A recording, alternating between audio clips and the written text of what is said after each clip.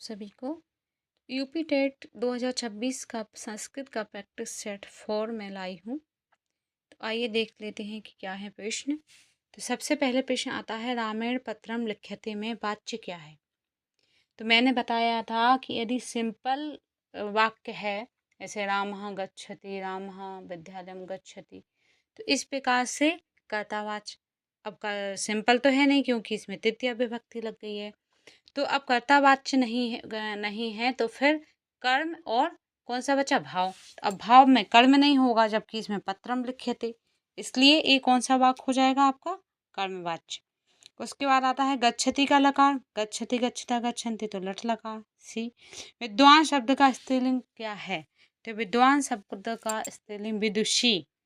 विद्वान कहते हैं या फिर विद्वान की पत्नी विदुषी, सो विदुषी कहेंगे।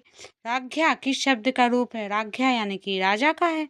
अब राजा के रूप राजा के नाम से तो चलते नहीं है, नकारांत पुल्लिंग के नाम से चलते हैं, इसलिए राजन। तो राघ्या किस शब्द का रूप है, तो राजन। तो किसका है, राजन का। उसके बाद आता है उपविशति में उपसर्ग है, तो उपविशति साफ साफ दिख रहा है, उपसर्ग। उपसर्ग कहाँ लगते हैं, आगे लगते हैं, तो क्या हो गया, उपसर्ग। बालका फलम खादति, यहाँ फलम कारक है, तो फलम कौन सा कारक है, बालक फल खाता है, तो फल को खाता है, यानी को चिन्ह आ रहा है, कर्म कारक। बी, कृष्ण से पुस्तकम में संबंध कारक की विभक्ति है, तो सा और आधा, सा और या लग जाए तो मैंने कहा था षष्ठी, तो सी। या सा किस समास का उदाहरण है, तो या और सा, तो इसमें क्या है, कोई समास है क्या, जो वह, क्या कोई समास है, तत्पुरुष में तो है नहीं क्योंकि उत्तर पद विधान, इसमें कुछ है नहीं। कर्मधारा में विशेषण विशेष द्वंद्व में चा और का बनता है, तो समास कोई है नहीं। उसके बाद आता है गंगाया जलम में विभक्ति है, तो सॉरी, तो गंगाया जलम में विभक्ति है, तो गंगाया षष्ठी विभक्ति है यहाँ पे, तो षष्ठी विभक्ति। उसके क्री धातु का लोट लकार प्रथम, लोट लकार मध्यम पुरुष एक वचन।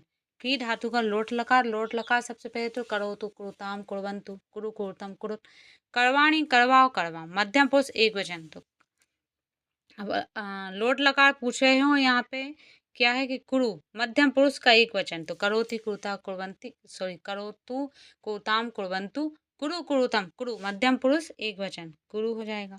उसके बाद भुक्तबान किस कृत प्रत्यय से बना है, भुक्तबान, तो मैंने कहा था तबान, तबान आ जाए किस में, तबतु में, इसलिए बी। उसके बाद कर्तव्य में प्रत्यय है, तो कर्तव्य तव्य लग रहा है, इसलिए तव्यत प्रत्यय।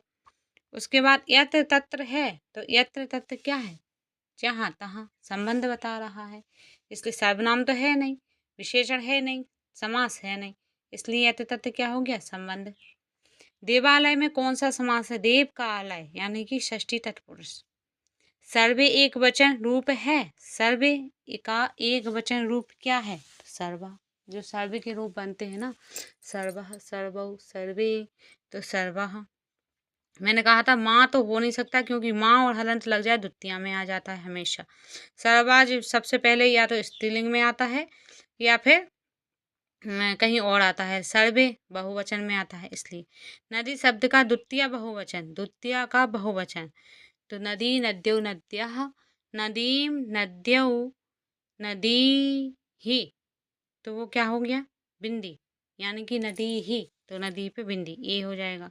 उसके बाद रामेभ्या में विभक्ति है, मैंने कहा था भा और आधा भा और यह आ जाए तो चतुर्थी और पंचमी होती है हमेशा और हमेशा।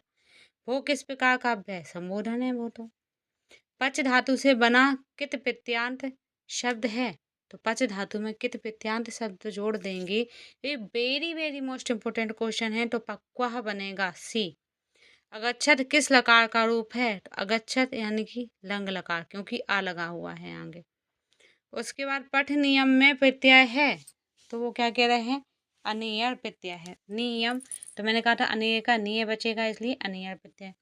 गत्वा में प्रत्यय है तो गत्वा, त्वा लगा हुआ है इसलिए ल्यप प्रत्यय, तो ल्यप भी आता है समझ में, और गत्वा में जाकर और कित्वा प्रत्यय भी लगता है, तो यहाँ पे ल्यप बताया है। महात्मा किस समास का उदाहरण है, तो महात्मा यानी कि महान है जो आत्मा, आत्मा की विशेषता बता रहे हैं कि महान है जो आत्मा, इसलिए कर्मधारय समास।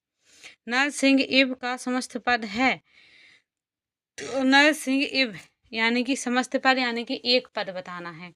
ये तो विग्रह है, तो नर सिंह यानी कि नर के समान जो सिंह है, नर है जो सिंह की तरह है, यानी कि नर सिंह की तरह है, नर सिंह इव सिंह की तरह है नर, तो नरसिंह।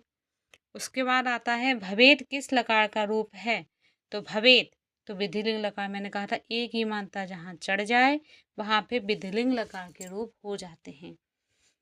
पितृ शब्द का सप्तमी एक वचन का रूप है, तो पितृ शब्द का सप्तमी एक वचन का रूप है तो क्या हो जाता है, पितारी।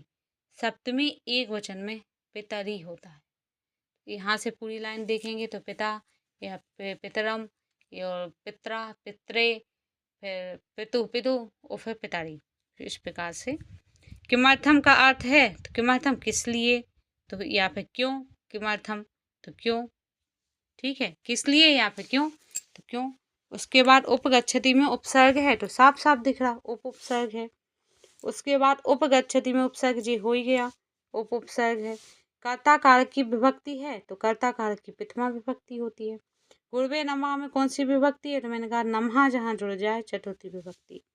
तो ये हो गए आपके 30 प्रश्न, सिंपल भी थे और कुछ टफ भी थे, तो जाने अनजाने में आपको कोई क्वेश्चन गलत हो रहा है तो ये सब प्रैक्टिस से हो जाएगा, इसलिए प्रैक्टिस करना है आपको, ज़्यादा से ज़्यादा प्रैक्टिस करना है। मैं कोशिश करूँगी कि आपको 8-10 अवेलेबल करवा दूँ। तो वीडियो देखने के लिए आपका बहुत बहुत धन्यवाद और अपनी प्रैक्टिस करते रहें।